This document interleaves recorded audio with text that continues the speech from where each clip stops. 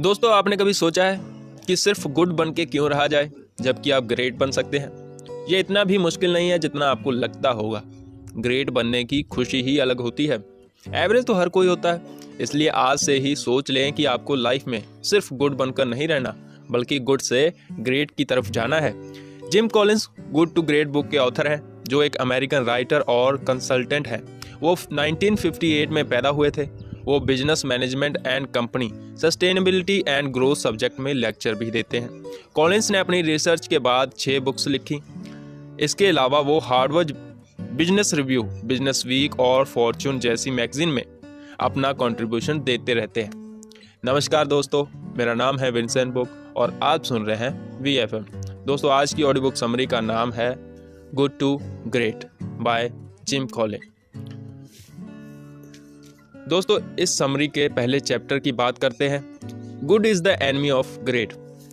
Gym Collins argue करते हैं कि हमें जो चीज़ ग्रेट बनने से रोकती है वो है हमारी अच्छाई।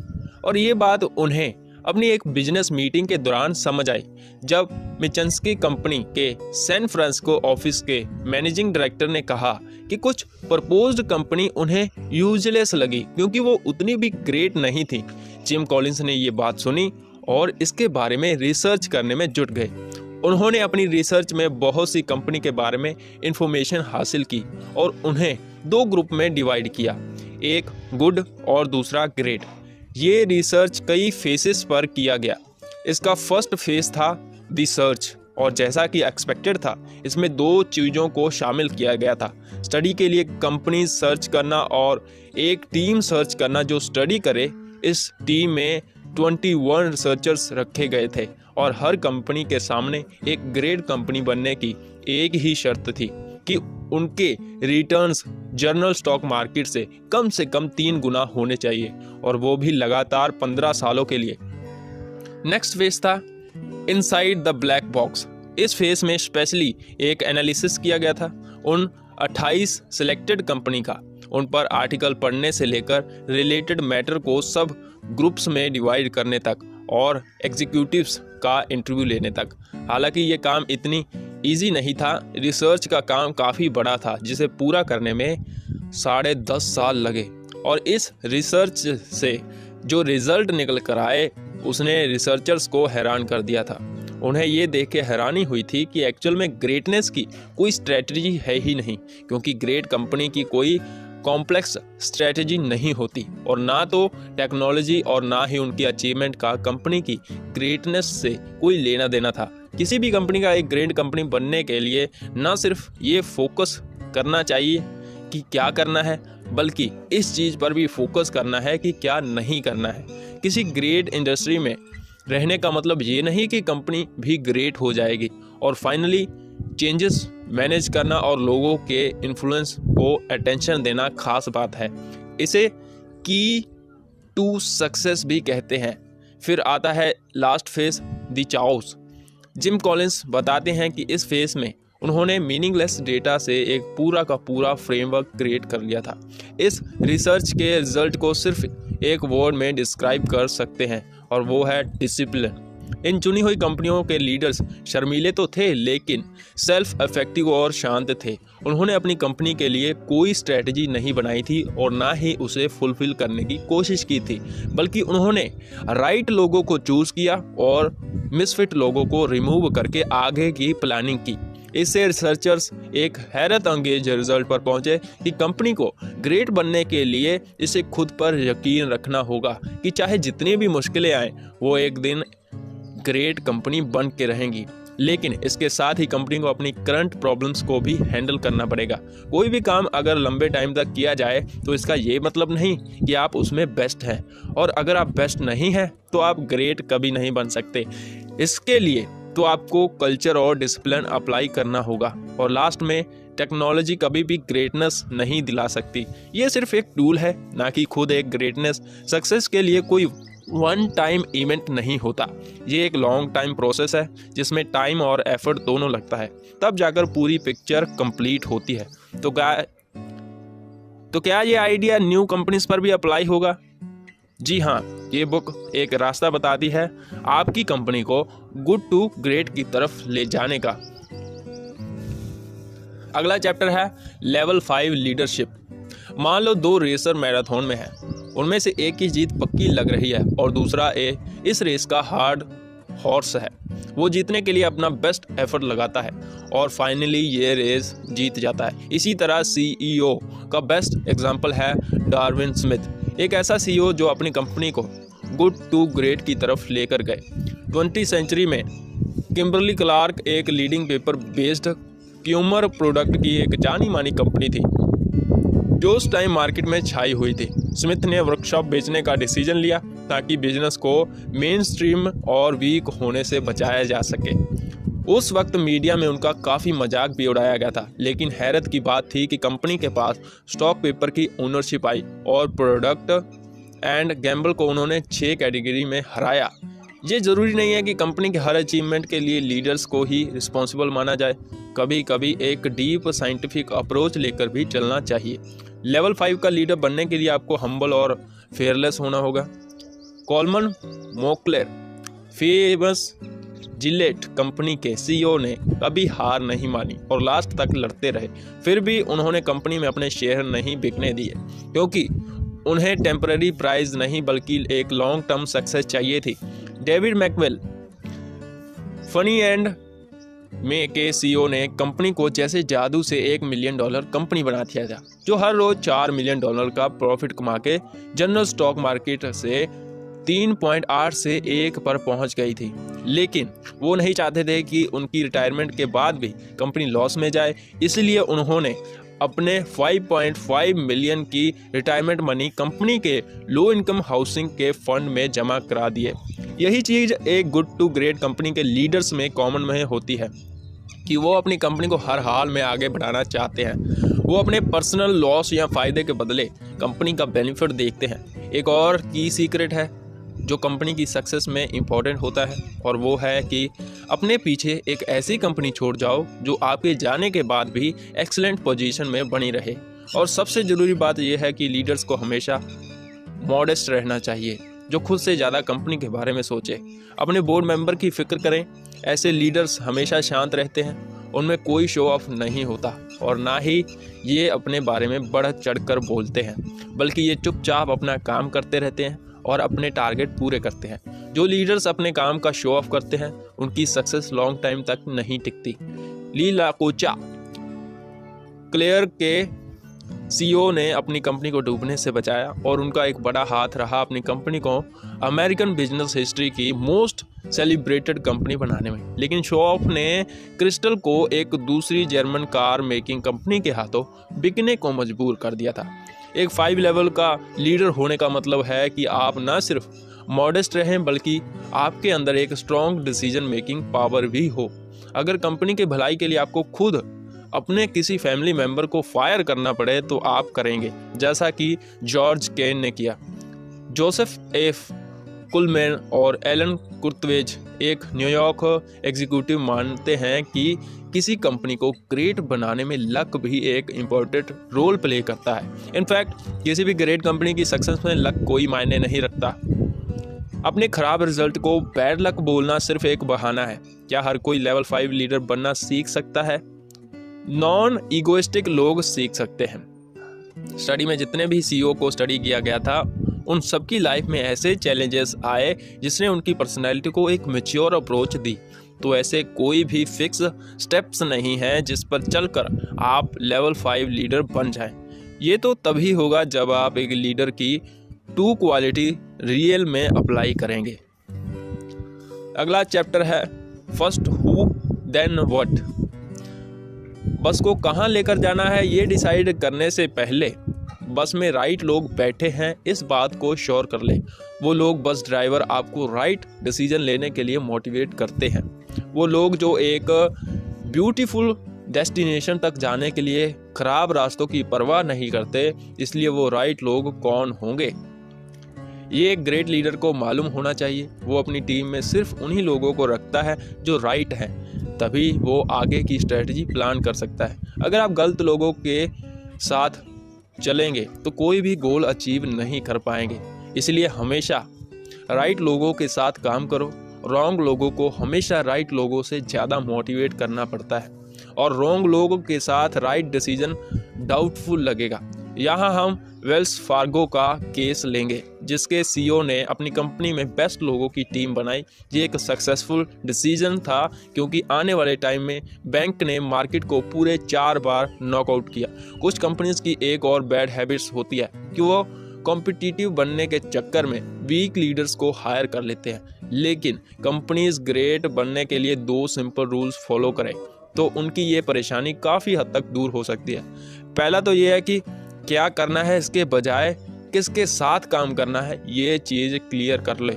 और सेकंड है कि हाउ टू पे देम के बजाय हाउ टू पे पर फोकस करें, क्योंकि राइट लोग वही करेंगे तो कंपनी के लिए बेस्ट है, फिर चाहे वो कितना ही अर्न करते हो। इसलिए बेस्ट हार्ड वर्किंग लोगों को हायर करो जो कंपनी के फ़ायदे की सोचें और अपनी बेस्ट प्रोडक्टिविटी दें। एक ग्रेट कंपनी चलाना बड़ा मेहनत का काम होता है। हर एम्प्लॉयज़ को बेस्ट परफॉर्मेंस देने के लिए मोटिवेट करना और अनवांटेड लोगों को तुरंत फायर कर देना, ये सब तो करना ही पड़ेगा। लेकिन इसके लिए आपको 3 प्रिंसिपल अप्लाई करने होंगे। पहला है, अगर आपको डाउट है तो तुरंत हायर मत करो, वेट करो कि कोई बेटर मिल जाए।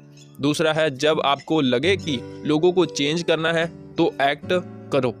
तीसरा, अपनी बिगेस्ट अपॉर्चुनिटी को अपना बेस्ट दो, ना कि अपनी प्रॉब्लम्स को। तो क्या आप एक ग्रेट कंपनी और ग्रेट लाइफ बिल्ड कर सकते हो? एक ग्रेट लीडर को पता होता है कि अपने काम और पर्सनल लाइफ को कैसे बैलेंस किया जाए, क्योंकि उसे पता है कि फैमिली के साथ क्वालिटी टाइम स्पेंड करना उतना ही इम्पोर्टेंट है जितना कि वर्क प्लेस में गोल्स अचीव करना। अगला चैप्टर है comfort the brutal facts. The old companies के बीच क्या डिफरेंस है जो सेम स्ट्रेटजी शेयर करती हैं और वो भी एक खास टाइम पीरियड के लिए।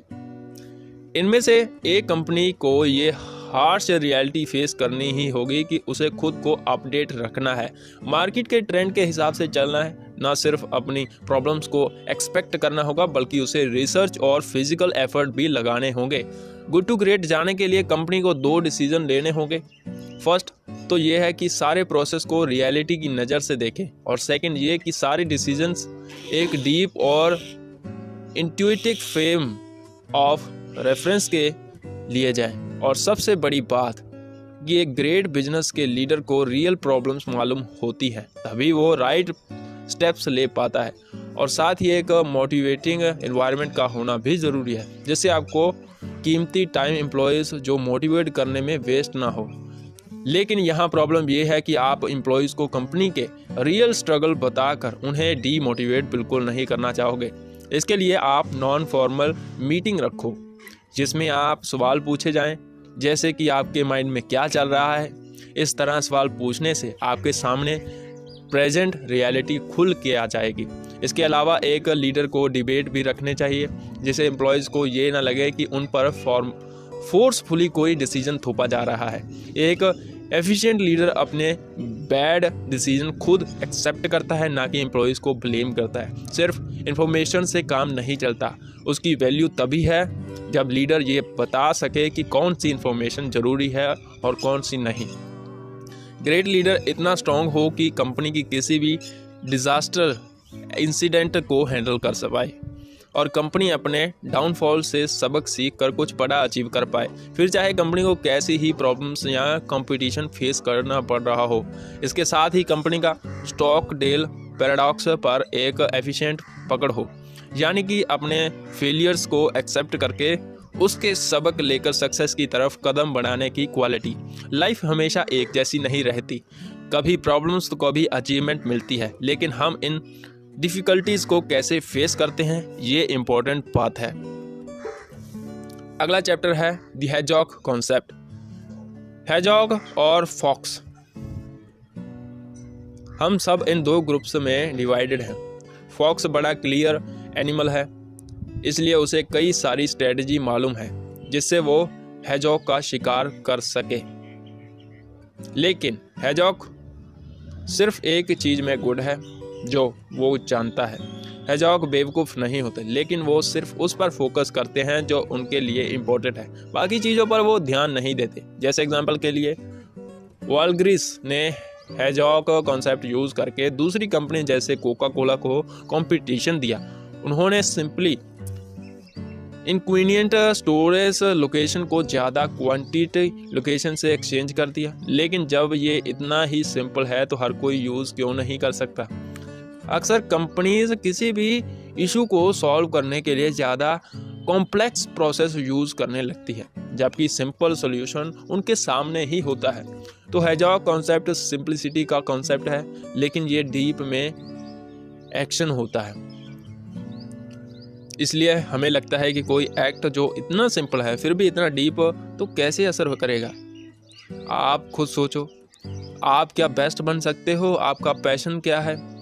ऐसा क्या है जो आपके इकोनॉमिक इंजन को आगे बढ़ाने के लिए मोटिवेट करता है? यहाँ हम बेस्ट टारगेट रखने की बात नहीं कर रहे, बल्कि आप क्या बेस्ट कर सकते हैं ये पूछ रहे हैं। एक ग्रेट कंपनी बनने के लिए ये ज़रूरी नहीं है कि आपकी इंडस्ट्री भी ग्रेट हो, लेकिन हाँ, आपके पास एक फेनोमेनल वर्क इंजन जरूर होना चाहिए।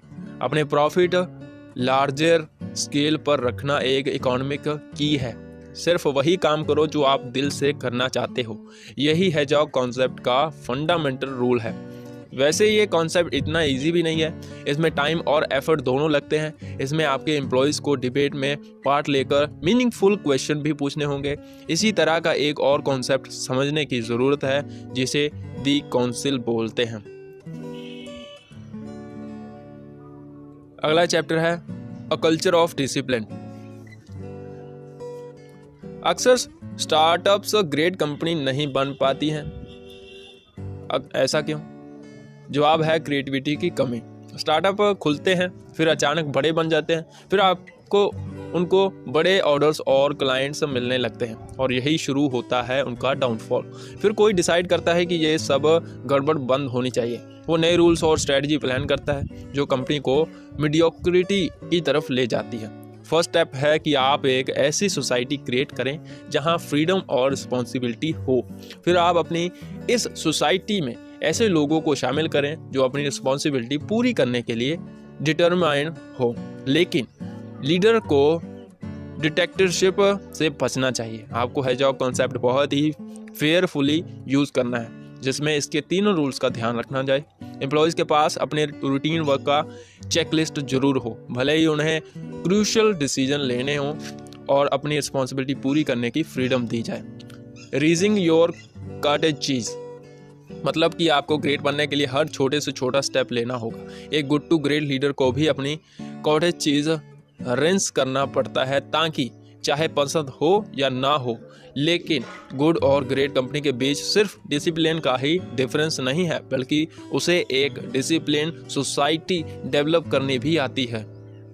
डिसिप्लिन एक ऐसी चीज़ है जो कभी भी फोर्सफुली अप्लाई नहीं की जा सकती, क्योंकि आप एक पर्सन को डिसिप्लिन सिखा सकते हैं, लेकिन अगर वो पर्सन कंपनी से चला जाता है तो क्या डिसिप्लिन भी खो जाएगा?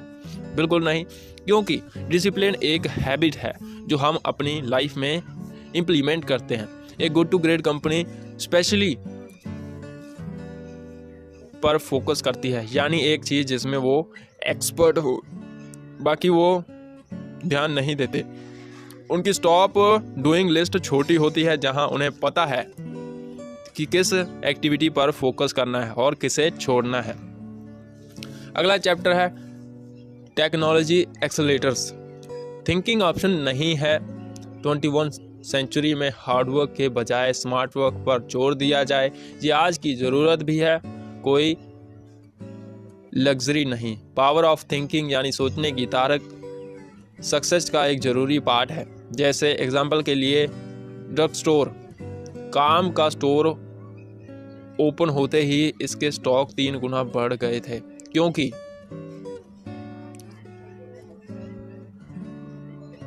उन्होंने एडवांस टेक्नोलॉजी यूज़ की थी, इसलिए उन्हें यूज़ सक्सेस मिली। वही दूसरी तरफ वालग्रीन्स को सक्सेस काफ़ी टाइम बाद मिली, क्योंकि वो सोच सकते थे कोई भी न्यू डिस्कवरी अचानक से नहीं हो जाती। इसके लिए इलेक्ट्रिसिटी, इंटरनेट की ज़रूरत पड़ती है, तब जाकर रिजल्ट मिलते हैं। आइडिया ये है कि हम इंटरनेट को कुछ एक्स्ट्राऑर्डिनरी के लिए यूज़ करें।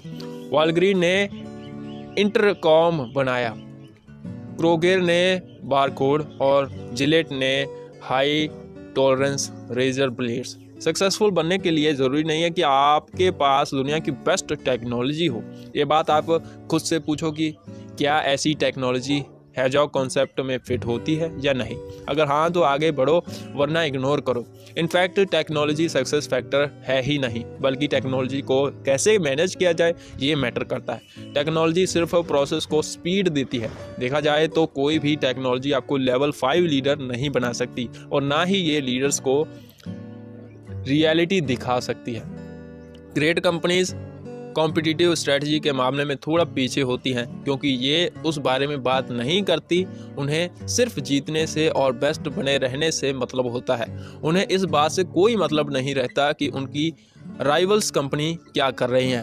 उनके लिए उनका काम और बेस्ट पोजीशन मैटर करता है। इसकी एक वजह यह भी है कि ग्रेट कंपनी को किसी तरह का डर नहीं होता, ना इस बात का कि उन्हें क्या समझ नहीं आ रहा, और ना ही बेस्ट होने या ना होने का। अगला चैप्टर है the flywheel and the doom loop. क्या आपने कभी नोटिस किया है कि फेरिस व्हील कैसे चलता है? पहले पुश में जोर से धक्का देना पड़ता है, फिर उसके बाद ये स्मूथ चलने लगता है। सेम यही चीज कंपनी के साथ भी है। शुरुआत में एक मोमेंटम बिल्ड करना जरूरी है, ताकि बाद में मिनिमम एफर्ट में सेम रिजल्ट मिल सके। सक्सेस एक झटके में अचानक नहीं मिलती, ये एक लॉन्ग टर्म प्रोसेस है। किसी भी ब्रेक थ्रू के लिए टाइम चाहिए। उसके बाद सक्सेस को लॉन्ग टर्म तक बनाए रखने के लिए मिनिमम एफर्ट ही काफ़ी है। इस चीज़ को हम फ्लाईव्हील मॉडल बोलते हैं। कुछ लोग शायद ये सोचें कि ये सिर्फ कोइंसिडेंस है कि कोई कंपनी चल पड़ी, लेकिन अगर देखा जाए तो सक्सेस हमेशा डिसिप्लिन और केयरफुल प्लानिंग से मिलती है। ग्रेट कंपनी को भी प्रॉब्लम फेस करनी पड़ती है, लेकिन वो उन्हें कैसे फेस करते हैं ये चीज़ उन्हें डिफरेंट और ग्रेट बनाती है, क्योंकि ये कंपनीज अपनी प्रॉब्लम्स डिसिप्लिन और प्लान एक्शन में सॉल्व करते हैं। अगर एक राइट वर्क एटमॉस्फेयर हो तो ग्रेट कंपनी को कमिटमेंट और मोटिवेशन जैसी चीज़ों की फिक्र नहीं करनी पड़ती, बल्कि उनकी ये चीज़ें खुद सॉल्व हो जाती हैं। और एक ग्रेट कंपनी को अपने लिए गोल्स भी सेट नहीं करने पड़ते, क्योंकि उनके एम्प्लॉयज़ ऑलरेडी फ्लाईव्हील मॉडल के हिसाब से काम करते हैं, और उन्हें पता होता है कि उन्हें किस तरह का और कितना काम करना है। कुछ कंपनी बेटर रिजल्ट की उम्मीद में एक न्यू डायरेक्शन क्रिएट करने के चक्कर में पड़ जाती है, लेकिन नतीजा एकदम उल्टा निकलता है। लेकिन ऐसा क्यों होता है? इसकी वजह है कि ऐसी कंपनीज अपने ही बैड रिजल्ट से मोटिवेट होकर ऐसा डायरेक्शन क्रिएट कर लेते हैं जिसका कोई बिल्डअप नहीं होता और ना ही कोई मोमेंटम जनरेट होता है। कुछ कंपनीज को ज़्यादा एसेट्स गेन करके ज़्यादा सक्सेस मिलती है। इसका सीक्रेट है कि ये कंपनीज नोटेबल मोमेंटम क्रिएट करने के लिए फ्लाईव्हील मॉडल और हेजॉग कॉन्सेप्ट यूज़ करना पसंद करती हैं। उनके एसेट्स या गेन उनके मोमेंटम को क्रिएट नहीं करते, बल्कि उनकी स्पीड बढ़ाते हैं। एक और ट्रैप है जिसमें अक्सर कुछ लीडर फंस जाते हैं, और वो ये कि कंपनी जब ऑलरेडी एक स्ट्रेन डायरेक्शन में जा रही होती है तो ये लीडर्स कोई दूसरी डायरेक्शन चूज कर लेते हैं। सक्सेस का एक ही एडजेक्टिव यानी एक दूसरा नाम कोहेरेंस है, जिसमें सिस्टम का हर पार्ट दूसरे से कनेक्ट है और जो फाइनली मिलकर एक बड़ी पिक्चर बनाते हैं। अगर आप फ्लाईव्हील में रहना चाहते हैं तो आपको डेवलपमेंट के लिए एक पैटर्न फॉलो करना ही पड़ा, जो आपको ब्रेक थ्रू की तरफ ले जाए और जिसमें हेजॉग कॉन्सेप्ट अप्लाई होता हो। वहीं दूसरी तरफ आप डेवलपमेंट के बगैर सीधे ब्रेक थ्रू पर पहुंच जाना और लगातार इनकंसिस्टेंसी शो कराने से ये बात जाहिर होती है कि एक डूम लूप में हो। अगला चैप्टर है from good to great to build to last. एक कंपनी लॉन्ग टर्म तक कैसे टिकी रहती है? ऐसा क्या है जो उसे लॉन्ग तक सक्सेस देता है?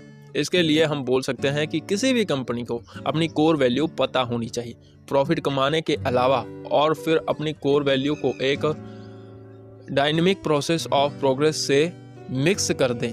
गुड टू ग्रेट बनने के कॉन्सेप्ट को जनरली अप्लाई करने का एप्लीकेशन इस बुक में डिसिप्लिन को डिस्कस किया गया है, जो कि ग्रेट रिजल्ट की गारंटी देते हैं। हालांकि बिल्ड टू लास्ट कॉन्सेप्ट एक लॉन्ग लास्टिंग ग्रेट कंपनी की गारंटी देता है। जैसा कि किसी भी गुड टू ग्रेट कंपनी पर अप्लाई होता है कि एक्चुअल में कोई ब्रेक थ्रू नहीं है। आपको टाइम और हार्डवर्क दोनों की ज़रूरत पड़ेगी। लॉन्ग लास्टिंग ग्रेट कंपनी सिर्फ शेयर होल्डर्स को प्रॉफिट देने के लिए नहीं बनी है, बल्कि इस कंपनी का बाकी कंपनीज की इस बात पर भी बड़ा इफेक्ट पड़ता है कि वो इतने सालों से कैसे मैनेज करती आ रही हैं। और सबसे बड़ी बात कि ग्रेट कंपनीज पूरी लाइफ नहीं है, बल्कि लाइफ का एक पार्ट है। कोई भी ग्रेट कंपनी अपने कोर वैल्यूज़ के बिना टिक नहीं सकती, इसलिए वो इसका पूरा ध्यान रखते हैं, चाहे उनकी कोर वैल्यू जो भी हो। ये कोर वैल्यू इंडिविजुअल या सोशल रिस्पॉन्सिबिलिटी भी हो सकती है। तो कोर वैल्यू को प्रिजर्व यानी उसे मेंटेन कैसे रखा जाए, इसका जवाब है कोर प्रोग्रेस के कॉन्सेप्ट को एक्सेप्ट करके। इसके लिए 4 आइडियाज़ मोटे तौर पर एक्सप्लेन किए जा सकते हैं कि गुड टू ग्रेट और बिल्ड टू लास्ट कंसेप्ट को कैसे अप्लाई किया जाए। पहला है, सबसे पहले एक टीम डेवलप करो जो हर जनरेशन के लीडर्स के साथ कंफर्टेबल हो। आपको किसी भी चीज़ के 2 एक्सट्रीम ऑप्शन ढूंढने होंगे, जैसे फ्रीडम और रिस्पॉन्सिबिलिटी। तीसरा है एक कोर आइडियोलॉजी रखें, और चौथा है प्रोग्रेस को स्टिमुलेट करें। अब सवाल है कि क्या ग्रेटनेस इतनी ज़रूरी चीज़ है? इस सवाल के 2 जवाब हो सकते हैं। पहला तो ये कि कुछ गुड बनाने के कुछ ग्रेट बनाना उतना भी मुश्किल नहीं है। दूसरी चीज़, जब आप कुछ ग्रेट अचीव करते हो तो आप खुद को एक मैजिकल वर्ल्ड में फील करते हो, ऐसा ड्रीम जो आप हमेशा देखते आए, जो आप अचीव करना चाहते थे। तो दोस्तों, ये समरी यहीं पर ख़त्म होती है। आपको ये समरी कैसी लगी कमेंट बॉक्स में ज़रूर बताएं। आगे आप कौन सी समरी सुनना चाहते हैं हमें ये भी बता सकते हैं। रखिए अपना ढेर सारा ख्याल। तब तक के लिए जय हिंद।